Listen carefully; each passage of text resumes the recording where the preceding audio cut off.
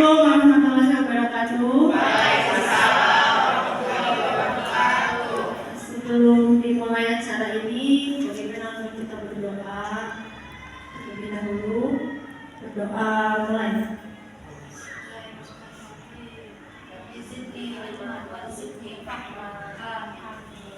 Berdoa selesai. Ibu bapak sekalian, pertama-tama terima kasih banyak karena bersedia meluangkan waktunya untuk hadir di ruangan ini untuk keperluan tugas saya sebagai calon guru penggerak angkatan 8 pada materi budaya positif di sekolah modul 1.4. Jadi di modul ini kami diajarkan beberapa hal untuk dapat diimplementasikan atau diterapkan di sekolah mengenai budaya positif, dan salah satu tugasnya adalah memberikan pemahaman ini kepada guru-guru lain di sekolah. Seperti itu. Jadi terima kasih sekali atas waktunya untuk hadir pada pagi ini, dan mungkin kita diskusinya serius tapi santai aja ya, kita diskusi interaktif. Oke, yang pertama kita langsung saja ke materi. Materinya budaya sekolah. Ada beberapa hal yang diajarkan. Ini fasilitator Ibu Haji Cincunarsi, pengajar praktik Bu Haji Eti dan Mawati CGP. Pemahaman tentang budaya positif di sekolah.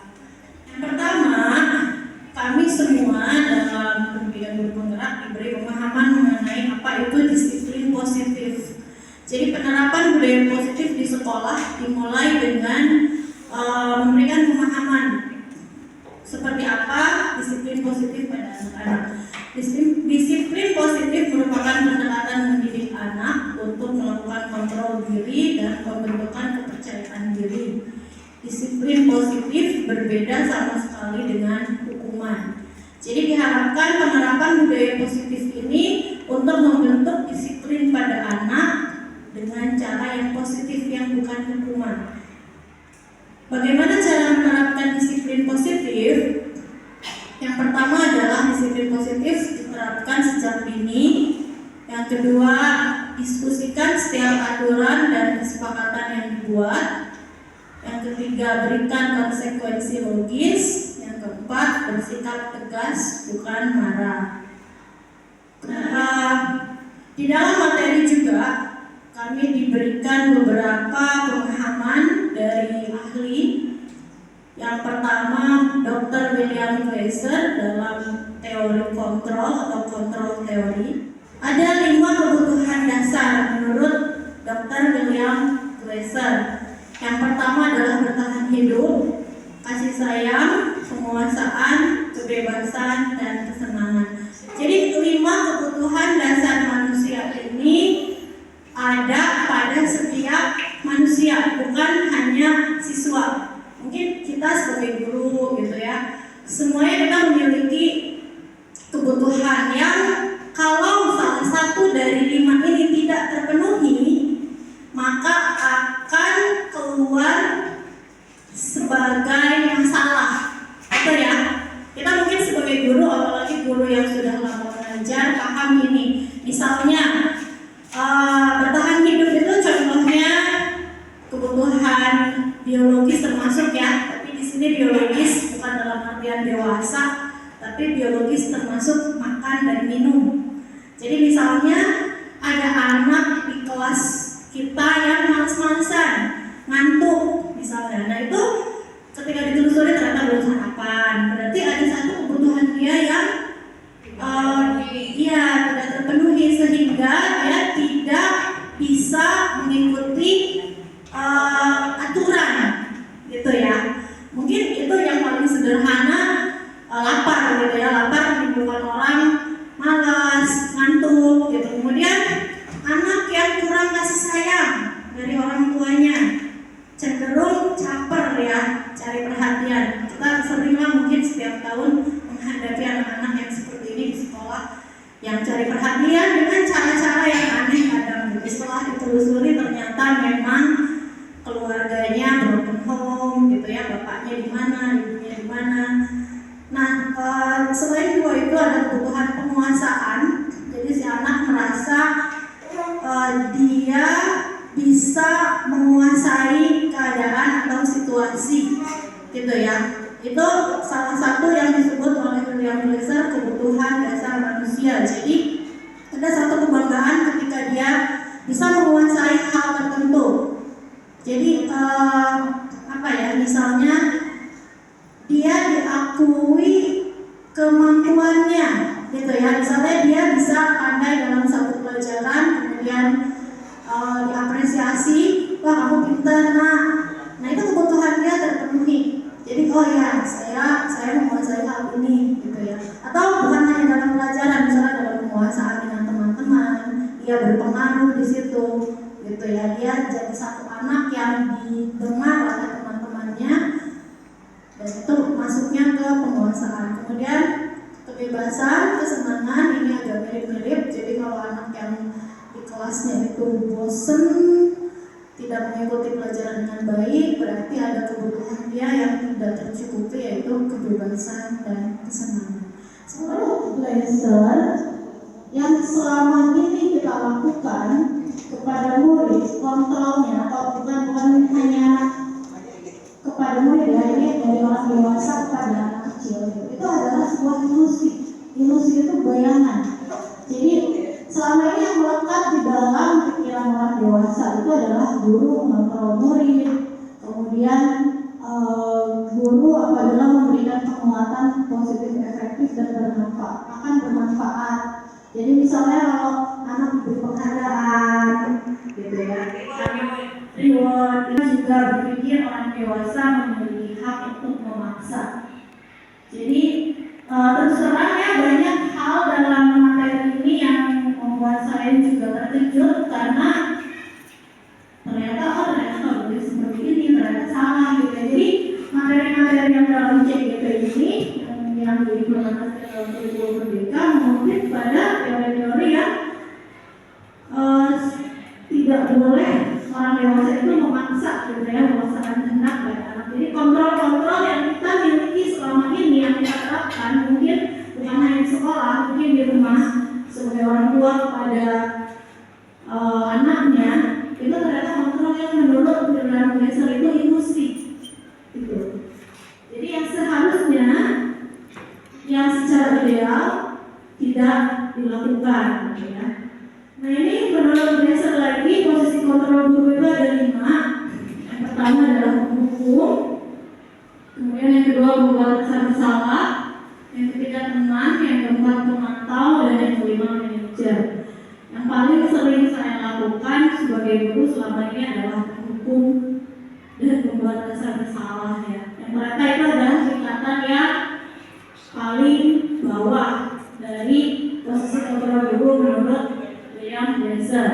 Jadi menghukum itu guru yang selalu menghukum anak setiap ada kesalahan langsung dihukum.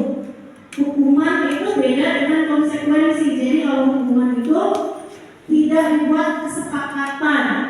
Jadi misalnya ada anak kesiangan langsung disuruh push up, langsung disuruh lari keliling lapangan, tapi tidak ditanya kenapa kamu kesiangan.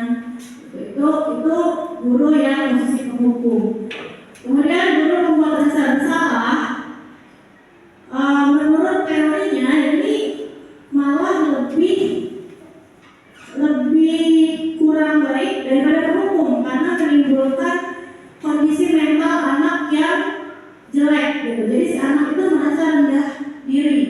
Misalnya ketika dia berbuat kesalahan, saya sering melakukan ini ya kepada anak-anak, tapi bukan membuat kesan bersalah pada guru ya. Kalau contohnya modul itu misalnya kamu gak kasihan ya sama ibu gitu. Jadi misalnya ya ada satu anak yang kesiangan, kok kamu kesiangan terus sih, kamu gak kasihan sama ibu. Jadi si anak itu merasa salah, oh iya ya saya udah bikin ibu guru saya kecewa. Saya lakukan itu sama anak-anak, paling mengingatkan sama orang tuanya, kamu gak kasihan sama ibu kamu di rumah.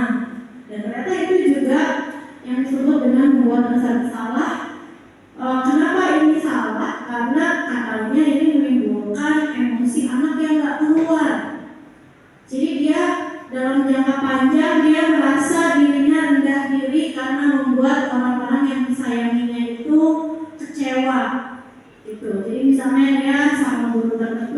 sama wali kelas nanti sayang gitu ya. Ya saya udah menjawab wali kelas saya dalam jangka waktu yang lama. Saat itu maksudnya keluar jadi rendah diri. Jadi sebaiknya yang masuk ke guru yang ini pun dipertimbangkan menurut modul. Kemudian teman itu bagus. Kita memposisikan diri guru sebagai teman. Jadi akrab ya sama murid ya. Misalnya kita merasa dekat sama murid tertentu, jadi kemudian akrab dan si murid tersebut pun nurut gitu ya, nurut. Tapi jeleknya dalam posisi kontrol teman ini dia akan nurut sama guru tertentu doang. Ketika dia diminta tolong oleh guru yang lain tidak mau, betul. Jadi ini juga tidak baik diterapkan gitu ya, karena pasti ketika kita harus sini guru lain nyuruh murid ini nggak mau karena bukan ibu itu gitu. Saya maunya sama ibu itu aja gitu. Nanti kita juga pernah melihat atau mengalami gitu. Pemantau ini guru yang bisa memantau setiap kesalahan anak, bisa membalikan dengan konsekuensinya. Misalnya ketika anak melakukan kesalahan, ya pemantau itu bagus. Dan manajer, kalau manajer ini nih, manajer itu guru berbuat sesuatu bersama dengan murid, mempersilahkan murid mempertanggungjawabkan perilakunya, mendukung murid agar dapat menemukan solusi atas permasalahan. Ini posisi yang diharapkan ideal dari posisi kontrol tadi adalah posisi manajer. Jadi posisi ideal guru adalah 5 posisi kontrol itu adalah yang menjadi seorang manajer, mempersilahkan murid mempertanggungjawabkan perilakunya, mendukung murid agar dapat menemukan solusi atas permasalahannya sendiri, dan untuk mencapai hal tersebut diperlukan kematangan emosi yang sangat baik dalam berperan sebagai seorang manajer dalam menghadapi permasalahan siswa. Jadi itu yang diharapkan dari 5 posisi kontrol dari William Jackson tadi ya. Nah ini hal-hal yang mengejutkan ternyata. Mungkin kemarin juga sudah dibahas sama Bu Ani. Jadi saya harus menyampaikan lagi.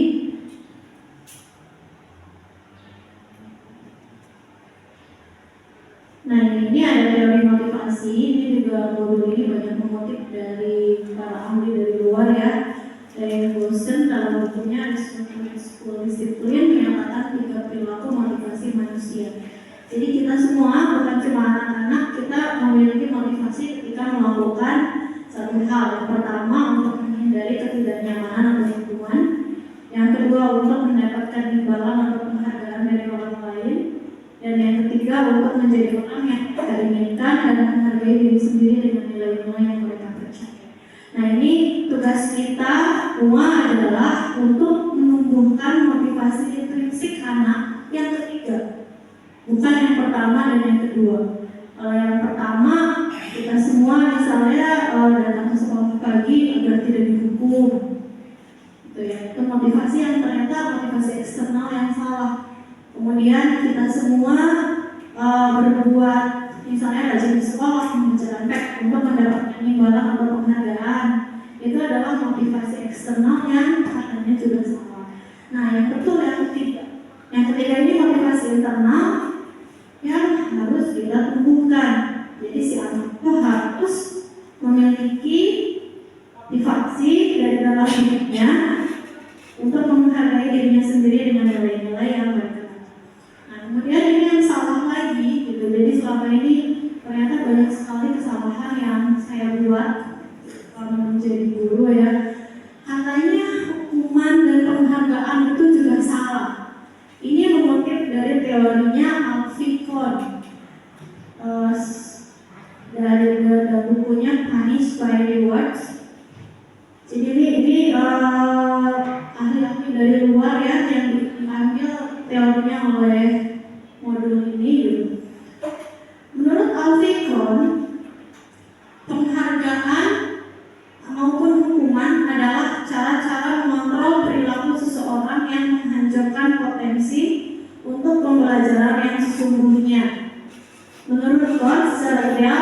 belajar itu sendiri adalah penghargaan sesungguhnya.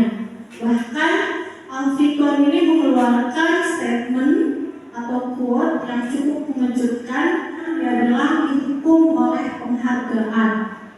Ini agak mengejutkan kita semua gitu ya, waktu pertama kali mendapatkan materi ini. Ternyata penghargaan sekecil permen pun katanya nggak boleh, gitu ya. Itu waktu teman-teman juga buat. Ya, jadi sebagai guru, misalnya kan ini ada murid yang pintar gitu ya, kan kita, ya dulu tuh kalau lagi MPLS kan ada snack itu ya dari panitia. Ini cerita sedikit yang tahu-tahu dulu. Kadang tuh saya suka ayo kan misalnya perkenalan nama berarti nama Wati gitu, request nanti pas terakhir ayo tebak siapa nama ibu, nanti kasih beng-beng gitu dan dari panitia itu ya. Itu suka dikasih kan, seneng tuh anak-anak, tapi nggak boleh. Akhirnya kemarin dibawa semua ke guru, ibunya seneng. Terus bolehnya seperti apa? Kalau sertifikat katanya boleh, jadi kita boleh memberikan, tapi ke semua Bu. Jadi Bu, iya, ini walaupun itu juara 1, 2, 3, kita beri hadiah biasanya gitu ya, juara kelas gitu ya, itu tidak boleh. Kalaupun kita mau beri, itu ke sekelas, walaupun ranking 1 sampai ranking 36, itu diberi semua. Ya. Kasih semua. Jadi tidak ada anak yang merasa dianaktirikan. Betul. Tidak ada anak yang merasa dianaktirikan. Jadi penghargaan ini bukan cuma berefek negatif terhadap mereka yang tidak mendapatkan, tapi juga terhadap mereka yang mendapatkan. Jadi makanya kata-katanya dihukum oleh penghargaan. Karena menurut Alfikon, ini nyambung sama teori motivasi yang tadi, yang Diane Boston itu, ini akan menimbulkan motivasi eksternal. Jadi misalnya anak datang ke sekolah karena ingin hadiah, anak melakukan ini karena ingin hadiah. Jadi hal-hal itu yang kurang baik gitu.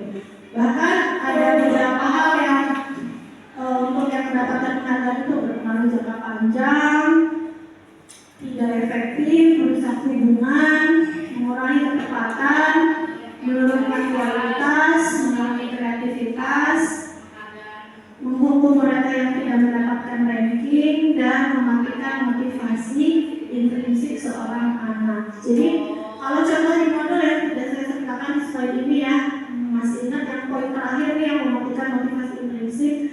Contohnya di sini ada anak bayi.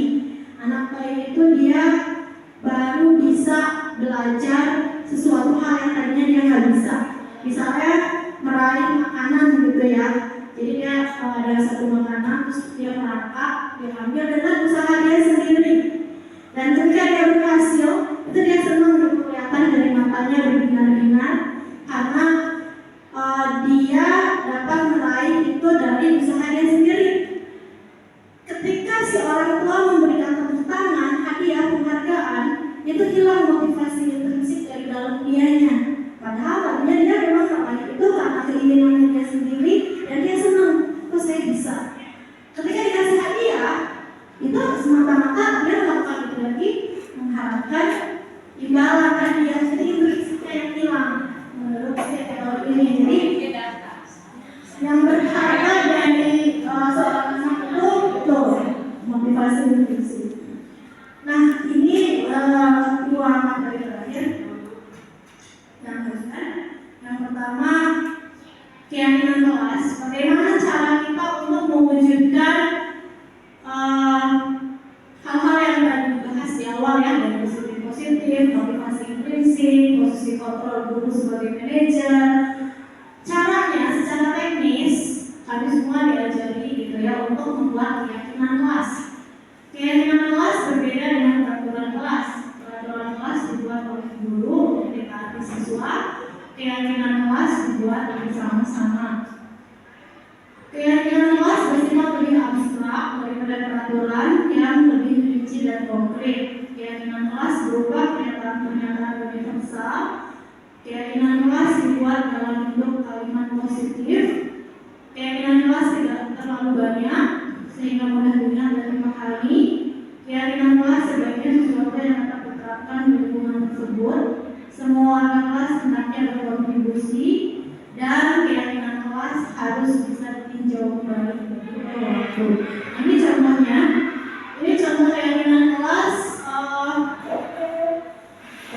Contoh keyakinan kelas ini ya. Ini ada keyakinan kelas ini dibuat berdasarkan pada jenjang kelasnya.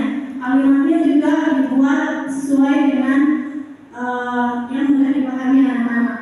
Jadi misalnya kalau kelas 1, setiap anggota kelas perlu belajar, setiap anggota kelas perlu senang. Ini kelas 1 kelas 1 SD contohnya.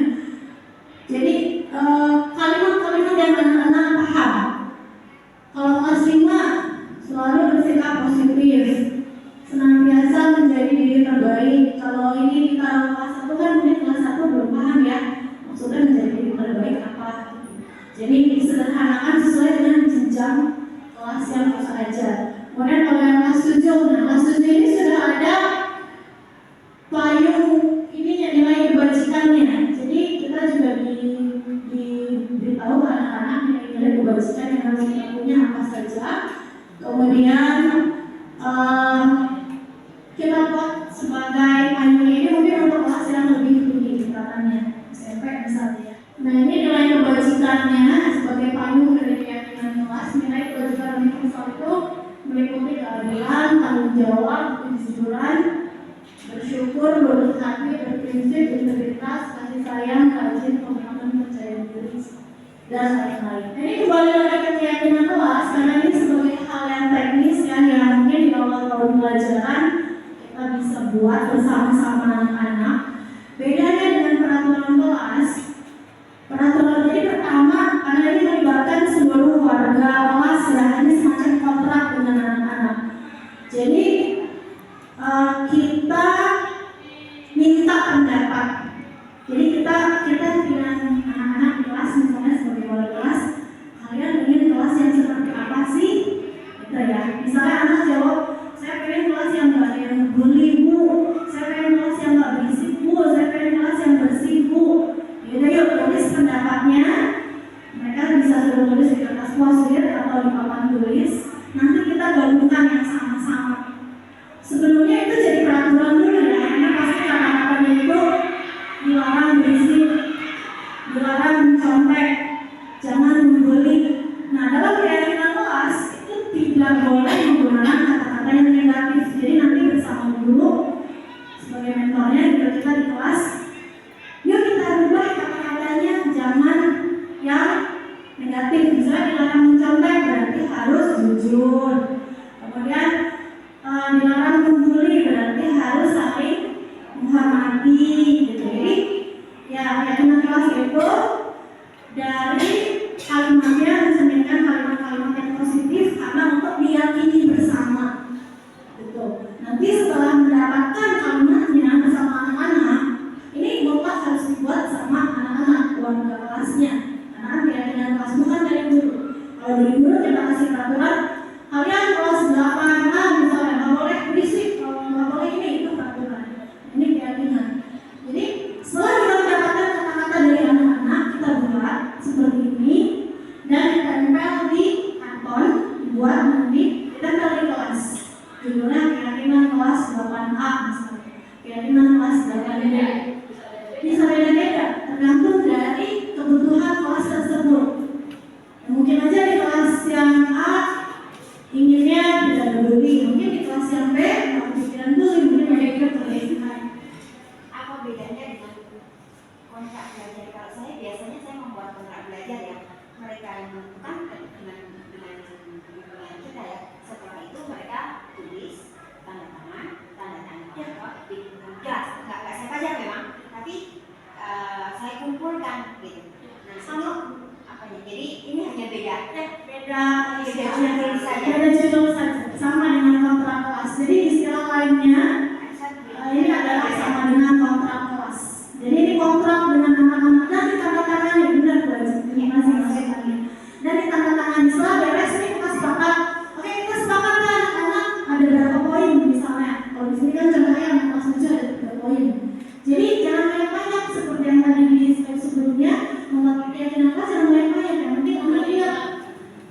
Misalnya tiga itu kan saling menghormati dan lain-lain. Kita taruh di satu nilai kebajikan apa itu? Nilai kebajikan bekerja. Kami meyakini bahwa sangat penting untuk mengerjakan pekerjaan. Nilai kebajikan diterima dan dinilai. Jadi nilai kebajikannya nanti kita mengacu pada nilai kebajikan universal. Yang tadi budaya yang tanggung jawab, yang mana? Nah, ini pendapat dari anak-anak yang banyak ini kita satukan, kita taruh di bawah nilai kebajikan yang mana, gitu ya. Jadi di tanda tangan, setelah sepakat semuanya anak-anak tanda tangan kita tempel di kelas. Untuk apa penting sekali keyakinan kelas ini? Karena masih ada tahap berikutnya, yaitu segitiga restitusi. Ini tahap paling terakhir dari modul ini. Jadi segitiga restitusi ini terdiri dari 3 langkah. Yang pertama, menstabilkan identitas. Yang kedua, validasi tindakan yang salah. Yang ketiga, menanyakan keyakinan.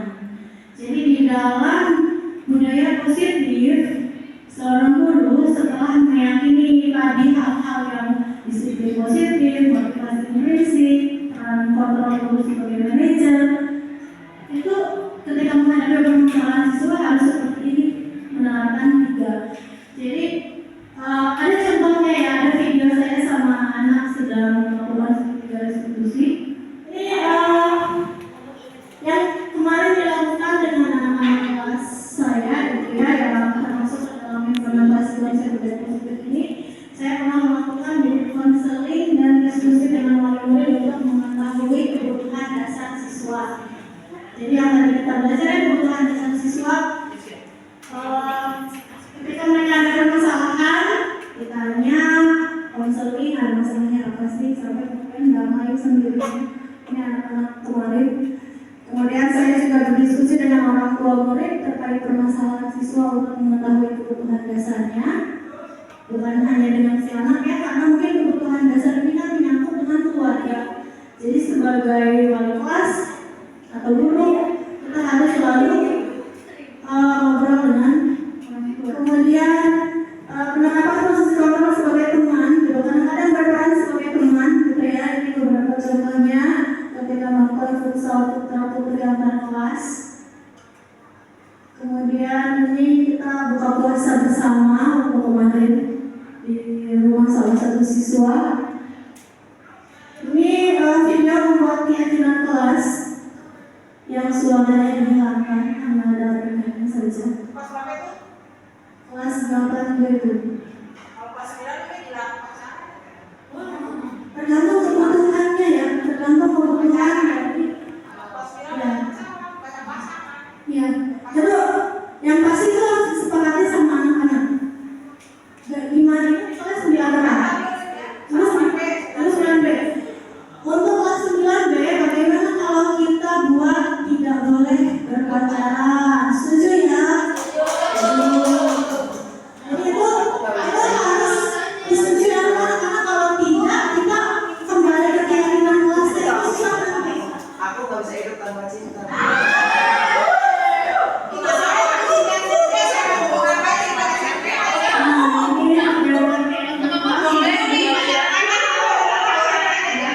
Tapi orang tua membolehkan dulu.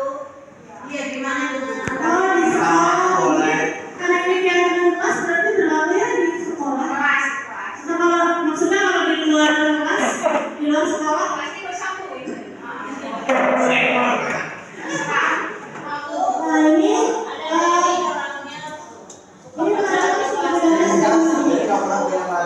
ini ada sekolahnya ya. Bisa tahu kenapa dipanggil? Saya kesel Bu, harusnya sekolah saya sampai di Ini contohnya saya sedang menerapkan ketika saya kan habis beli minum dari kaki itu masih penuh Bu, tiba-tiba di senggol sama Alinja, uang jajannya cuma dikit lagi buat ongkos. Oh, kalian memang lagi apa toh? Oh, udah seperti minum, belum masih penuh. Apa aja? Ya itu sih, itu banget ya.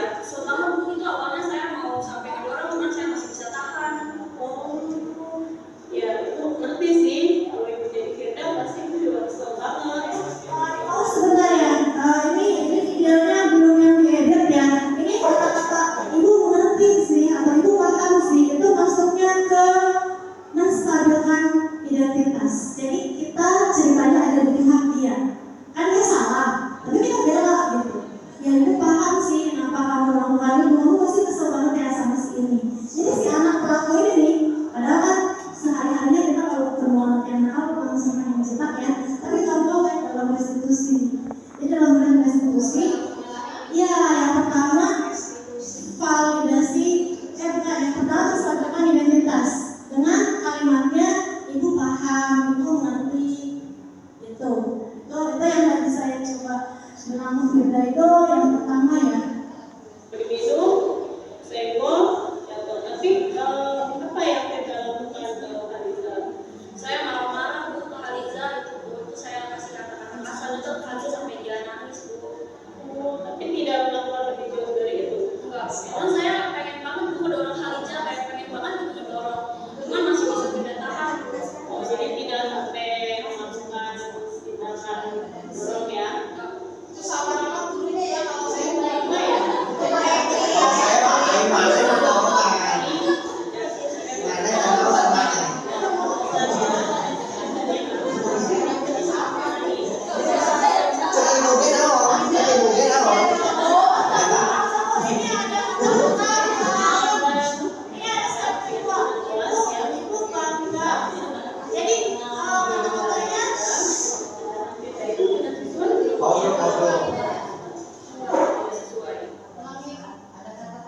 dasar dari dia belum bergerak nggak salah. Ya, hanya kadang-kadang tapi ada yang sampai nangis. Ya, itu di sini bukan dari siapa yang salah. Bu, saya mengingatkan terhadap keyakinan kelas yang mas kita. Tadi sudah tercatat menanyakan keyakinan yang ketiga. Cuma tadi yang pertama itu menstabilkan identitas. Ibu paham kenapa kamu melakukan itu. Ibu paham kenapa kamu kesel karena tadi awal namanya kesenggol lupa. Kemudian yang kedua ada kata-kata ibu bangga karena kamu bisa menahan emosi tidak sampai melakukan tindakan kekerasan. Itu namanya validasi tindakan yang salah. Tindakannya salah tapi kita validasi. Seolah-olah kita ada di pihak yang si pelaku gitu. Jadi dengan seperti itu si anak merasa dibela itu. Nah baru tahap ketiganya ini menanyakan keyakinan. Tindakan kita itu sudah sesuai belum dengan keyakinan kelas kita? Enggak, tidak sesuai. Apa keyakinan kelas yang kita ingat? Saling menghormati, saling menghargai, tidak merusak sama lain. Berarti tadi tindakan beda maksudnya ke tidak merusak sama lain. Berarti melanggar yang tidak betul ya. Jadi menurut kita apakah tidak benar atau salah? Karena sudah melanggar keyakinan kelas. Nah, berarti dengan saya akan datang kalau misalnya ini terjadi lagi, kira-kira apa yang akan kita lakukan? Kita bisa dikontrol emosi kita, terus bisa bicarain baik-baik. Mungkin Haliza kalau kita minta baik-baik dia bisa ganti pikiran kita juga. Oh iya. Apakah tadi sempat dibicarakan Haliza untuk ganti minuman? Enggak, Bu. Emosi saya udah benar-benar kesal ke Haliza. Jadi karena tadi udah keburu emosi ya. Tapi di waktu yang akan datang sebetulnya bisa kan ya dibicarakan dengan baik-baik tanpa emosi. Baik, beda. Terima kasih ya. Silakan kembali ke kelas. Terima kasih Ibu. Assalamualaikum warahmatullahi Tinggal saya yang Yang ini adalah emosi itu. Tapi kayak kalem ya.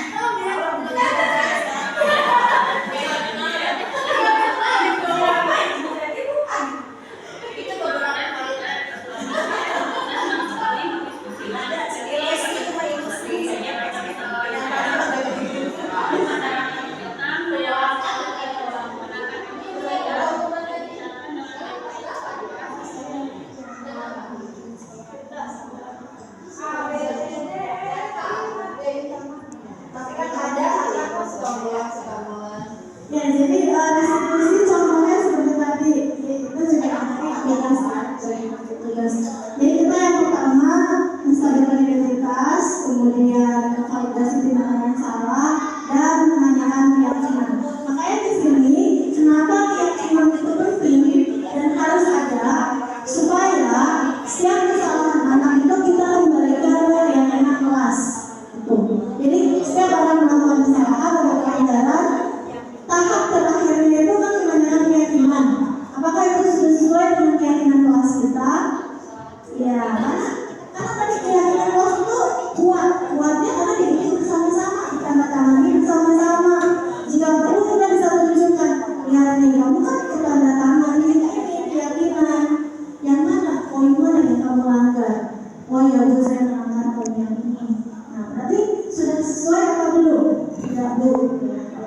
jawabannya. Cuman mungkin di sini kalau ada murid, ya di sini kami juga berdiskusi waktu awalnya ya. Setiap murid yang kita hadapi kan beda-beda gitu, tidak semulus ini gitu. Kalau yang ini kan mulus-mulus. Jadi dikembalikan ke penerapannya ke gaya kita masing-masing. Jadi ini yang harus saya sampaikan sampai di sini. Yang sudah menyampaikan harus tempat untuk penerapannya pastinya kita akan sesuaikan dengan gaya kebiasaan masing-masing.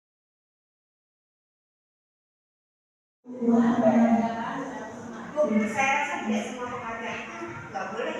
Kita yang oke bagus itu juga suatu penghargaan. Jadi saya rasa itu masih boleh ya. Kayak seperti itu. Tapi kalau itu bukan penghargaan tapi apresiasi kepada saya. Ya, kalau kata-kata. Kalau di materi ini yang tidak boleh itu ya beberapa benda. Ya, karena yang penghargaan itu tidak harus selalu berupa benda. Ya, yang pakai rapor ada pemberian hadiah itu salah. Pokoknya jangan memberikan benda. Termasuk ranking. Termasuk ranking karena di KP12 kan sudah tidak boleh ranking. Boleh dari 2015. Iya. Jadi yang boleh kalau misalnya ini pernah dibolehkan kemarin sertifikat itu pun telah berpartisipasi aktif misalnya dalam kegiatan ini, tapi semua dapat. Kan kalau di sertifikat kan ada peringkat ya. Kalau pengalaman di SD anak saya, setiap anak itu dapat penghargaan berupa piala. Tergantung piala besarnya sama, semua bentuknya sama. Satu misalnya dia rajin peduli lingkungan, dia peduli ini, dia peduli itu. Jadi artinya gini, penghargaan itu tidak harus berupa ya tadi salah satu penghargaan yang berupa karena itu apresiasi berarti ya. Seperti itu kalau sertifikat atau piala itu semua dapat, tapi tetap di bidang masing-masing. Kemarin mereka juga dapat semuanya sekelas. Dan pialanya sama sih dari nilai yang kecil. Jadi mungkin itu salah satu yang sudah dipraktekkan ya oleh guru-guru sekolah lain. Ya. Semuanya dapat. Kalau Pak Isi cukup untuk piala ya, karena mungkin kalau nggak cukup semen aja kali ya, satu-satu. Atau bagaimana kalau mau tetap kita mau memberikan. Tapi saya ingin memperlihatkan mungkin kita bisa beri sesuai dengan kalau misalnya mungkin beda-bedanya semuanya berbeda. Semuanya harus berbeda. Jadi itu tidak ada anak yang lebih, tidak ada anak yang kurang. Ya, semuanya berbeda. Bukannya pembagian piala atau bagian dari merupakan motivasi bagi orang ya? Iya, tapi motivasinya eksternal. Tadi kan ada 3 tuh motivasi. Motivasi menghindari hukuman, motivasi mendapatkan penghargaan, dan motivasi untuk menerapkan nilai-nilai yang dia percaya. Nah, yang diharapkan anak punya motivasi yang ketiga. Jadi kalau dia datang ke sekolah itu pagi, karena memang saya harus pagi, bukan karena takut dihukum atau bukan karena ingin mendapatkan hadiah, tapi dari dalam. Jadi penghargaannya di situ penghargaan itu menghukum karena akhirnya mematikan motivasi. Ini dapat hadiahnya ya? Iya, terima buat guru. Apa? Itu ada bolas Ya jadi gini ya, seperti yang saya sampaikan. Gimana jodoh saya?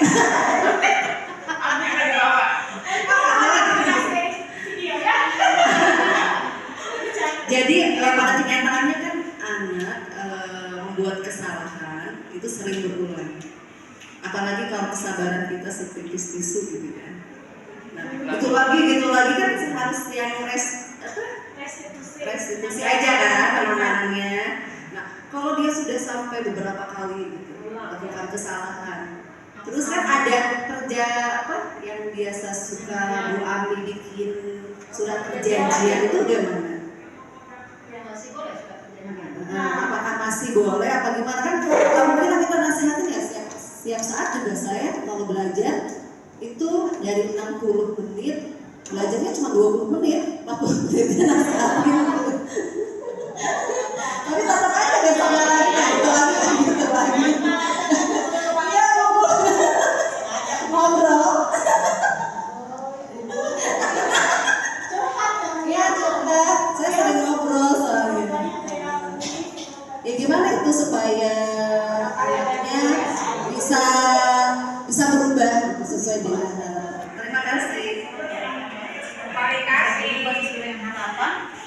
Terima kasih Bu Vina pertanyaannya.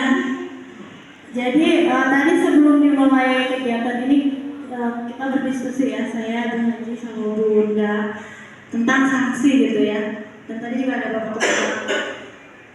Di modul ini terus terang karena memang kan ini tujuannya menyampaikan modul 1.4. Kita stopnya di restitusi, nggak ada sanksi.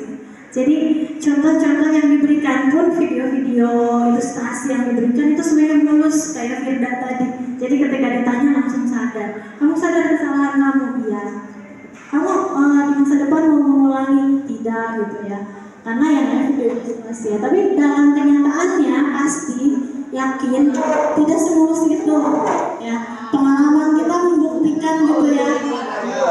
Kampung-kampung mungkin ya ini ya ini cuma ini aja cuma kepikiran ini Bu Vina mungkin ya, walaupun di sini tidak dibahas sanksi tapi kita kan bisa menerapkan sesuai kondisi. Kalau masih berulang ya mungkin harus dipanggil orang tua ya. Dan tadi ditanyakan kebutuhan dasarnya apa. Anak punya 5 kebutuhan dasar, misalkan masih kampung aja nih, ngulang-ngulang terus, coba dicari kebutuhan dasar dia apa, mungkin kasih sayang, mungkin perhatian. Ketika misalnya udah ditemukan akarnya, oh dia kurang kasih sayang, mungkin bisa dibilang ke orang tuanya.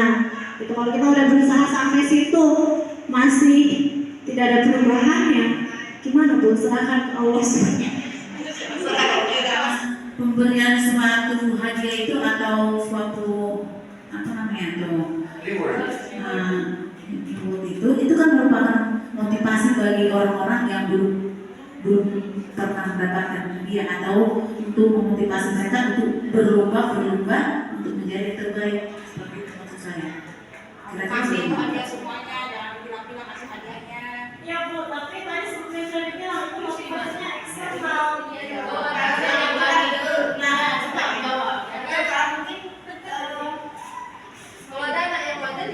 Motivasi eksternal bukan sesuatu yang salah ya. Motivasi eksternal motivasi eksternal itu bukan sesuatu yang salah. Karena kita bertepuk tangan itu juga kita menghargai orang. Penghargaan terhadap anak kita bertepuk tangan kalau memang itu baik. Iya, dan itu bukan hal yang salah kan gitu. Karena di dunia pun kalau kita melihat sesuatu kita tepuk tangan itu penghargaan. Sebelum tepuk tangan berarti kita tidak boleh meninggalkan panggung, itu juga penghargaan terhadap yang memberi tepuk tangan. Nah, jadi tidak semua penghargaan itu baik. Mungkin yang dimaksud penghargaan yang berupa benda, gitu. Jadi harus dipersempit. Penghargaan yang berupa benda itu yang mungkin tidak baik gitu ya. Tapi dalam bentuk yang lain berupa tepuk tangan atau apresiasi kata itu juga penghargaan. Itu saya rasa itu tidak masalah. Dan justru kita menunjukkan bahwa anak itu perlu diberi penghargaan meskipun hanya dengan kata-kata, meskipun dengan apresiasi atau tepuk tangan. Ya di sini yang lebih fokusnya ke benda, bukan ke tepuk tangan atau Dipersempit ke penghargaan yang mengandung materi ya. yang dimaksud oleh Elvikon itu ke arah materi. Menurut pendapat saya, ya penghargaan itu selalu bersifat materi. Misalkan, yang bisa menjauhi maka dikasih permen, dikasih pensil, bukan dan sebagainya. Sehingga ketika dia belajar itu dia pamrih karena ingin mendapatkan sesuatu. Nah itu salah satu kejelekannya. Tidak kesadaran, tidak perlu dengan kesadaran, akhirnya timbul egois.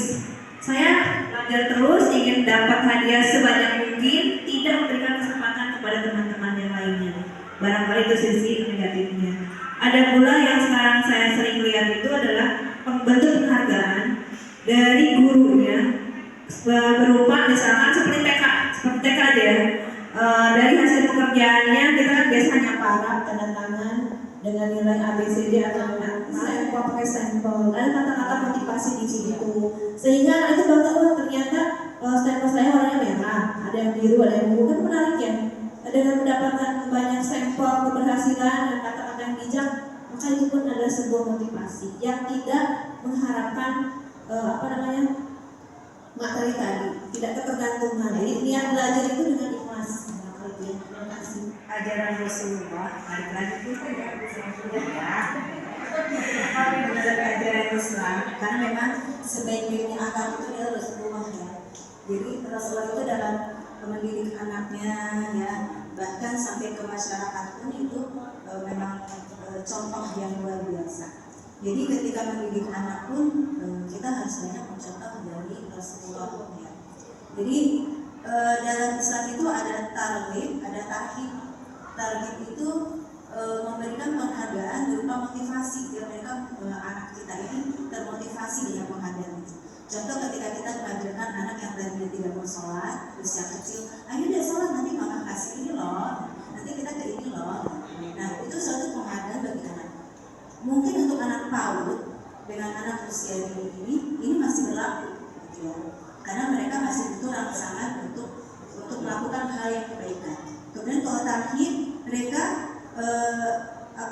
lebih termotivasi untuk meninggalkan hal-hal yang tidak baik. Jadi kalau yang tarhib tadi termotivasi untuk berbuat kebaikan, sedangkan kalau tarhib tadi untuk melakukan meninggalkan yang tidak baiknya. Nah, ketika usia dini itu sudah ditanamkan orang tua. Jadi ketika anak usia SMP itu sudah tertanam dari lingkungan rumahnya. Karena lingkungan rumahlah yang lebih menentukan anak ketika dia berada di luar sekolah. Tapi zaman sekarang tidak menjamin juga. Ya, ketika kita sudah mengajarkan sebagai orang tua mengajarkan sholat 5 waktu, kemudian mengajarkan puasa, semua hukum Islam dan hukum iman sudah kita ajarkan, kemudian anak belajar kesana kesini mengaji. Buktinya ketika mereka berada di lingkungan luar itu, mereka banyak masuk hal-hal yang negatif. Nah, disitulah butuh komunikasi antara orang tua dan anak. Nah, ketika anak masuk ke kelas, kemudian kelas ada kesepakatan, ketika anak itu di rumah sudah memiliki kekuatan mental yang hebat dari orang tua mereka bisa terima.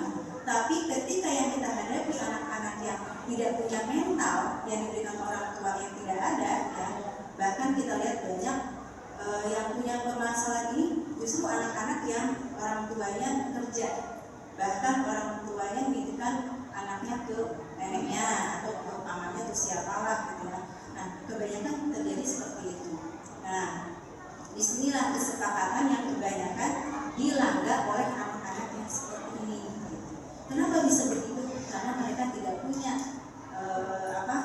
kasih sayang yang lebih dari orang tua. Jadi dalam ajaran Islam itu memang sudah ada penghargaan, pemberian sanksi juga ada. Tapi sanksi yang di dalamnya ada rasa kasih sayang, bukan sanksi yang memberikan anak merasa terhukum karena merasa dia aku ini salah, aku kan dibenci dan seperti itu.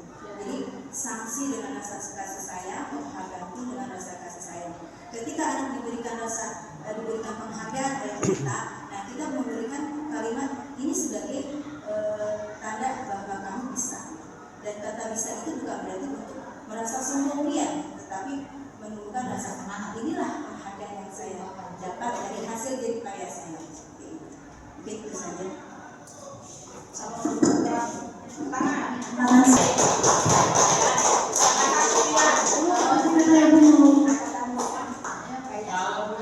Pengalaman yang dulu, apakah masih berlaku misalnya anak mempunyai masalah atau problem, kita panggil orang tuanya sekali membuat surat pernyataan, kita beri waktu sekian bulan atau sekian minggu, anak masih seperti itu, kita panggil kembali orang tuanya membuat pernyataan kedua.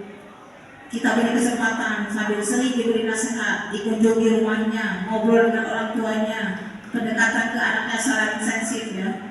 Saya lakukan di pengalaman pribadi. Masih seperti itu. Yang ketiga, kita panggil kembali orang tuanya. Bahkan perjanjian di atas materai tidak berlaku. Masih seperti itu. Langsung lapor ke bapak kepala sekolah, anak ini boleh dikeluarkan, akhirnya dikeluarkan. Mungkin itu sudah tidak berlaku lagi sekarang ya? Iya, kalau secara teori ya. Iya, secara teori. Itu saja mungkin pengalaman. Dan hukuman motivasi itu kan memang beragam. Terima kasih. Terima kasih ya.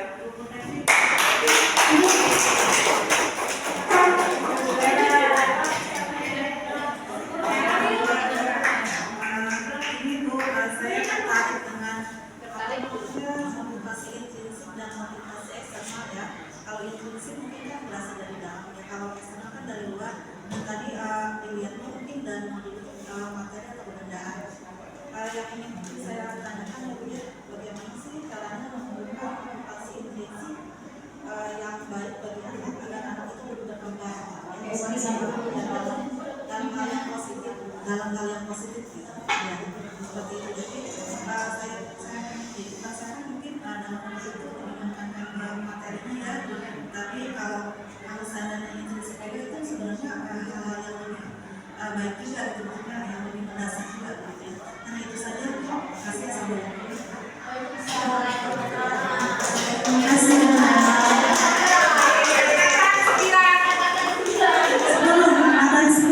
Sembilan udah tutup. Sekarang mulai kita. Bu, aku dukung. Ya, Ibu terima kasih izin menanggapi.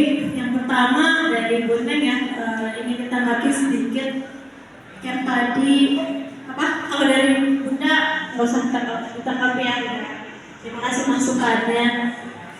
Kalau yang tadi terus-terusan saya berulang, ketika anak terus-terusan melakukan kesalahan, yang saya pahami apakah kebutuhan dasar dia apa gitu, belum itu atau gimana? Karena balik lagi ke filosofinya Ajar Dewantara, mengajar itu sesuai kodrat anak. Kodrat anak itu ada kodrat alam dan kodrat zaman. Kodrat zaman ini yang zaman sekarang nih. Jadi anak-anak ini kita harus ikutin, ada di zaman ini.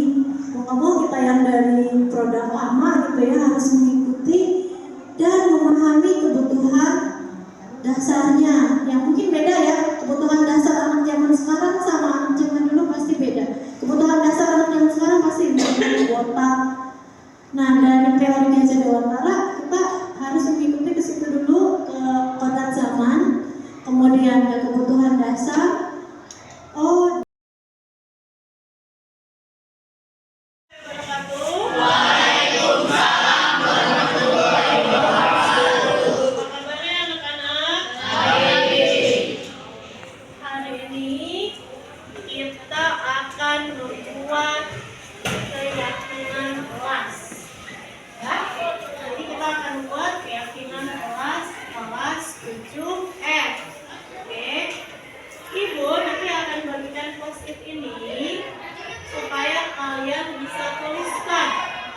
keyakinan kelas yang kalian inginkan. Jadi sebelumnya Ibu jelaskan dulu, keyakinan kelas itu seperti peraturan kelas, tapi kita buat bersama-sama. Mengerti ya? Kalau peraturan itu kan misalnya dari sekolah, tata tertib, siswa harus mengenakan pakaian yang rapi, misalnya itu peraturan. Nah, kalau keyakinan kelas, kita akan bersama-sama rumuskan. Jadi di kelas 7F ini kalian ingin kelas yang seperti apa? Gitu. Nanti kalian tulis di sini contohnya, misalnya saya ingin kelas yang tidak berisik, saya ingin kelas yang tidak membuli, gitu ya. Saya ingin kelas yang bersih. Pokoknya harapan kalian terhadap kelas 7 ya. Jadi nanti kalian masing-masing pendapatnya boleh berbeda sama temannya. Jadi ini Ibu bagikan, kalian tuliskan dulu di sini.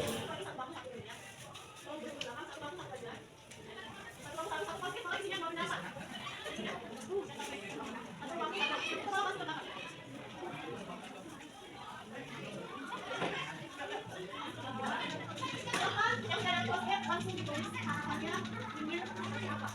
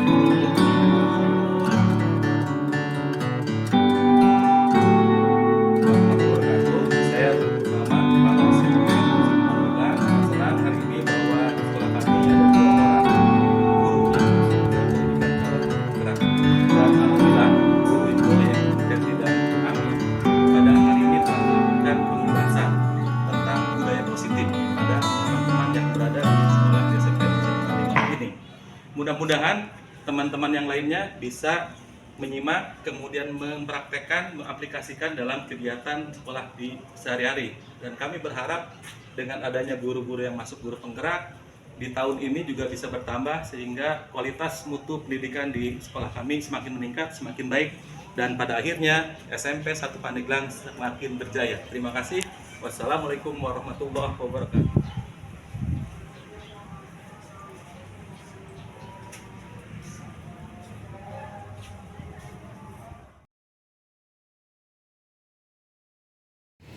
Assalamualaikum warahmatullahi wabarakatuh. Perkenalkan, nama saya Putri Sulastri, guru SMP Negeri 1 Pati. Setelah saya mendengarkan materi tentang budaya positif, saya jadi lebih mengetahui apa arti budaya positif itu sendiri. Dan saya juga lebih ingin mendalami tentang budaya positif di lingkungan sekolah, terutama di kelas. Penampilan Ibu Teti dalam menyampaikan materi budaya positif sangatlah baik. Harapan saya untuk Bu Teti, semoga Bu Teti Rahmawati menjadi guru penggerak guru yang lain.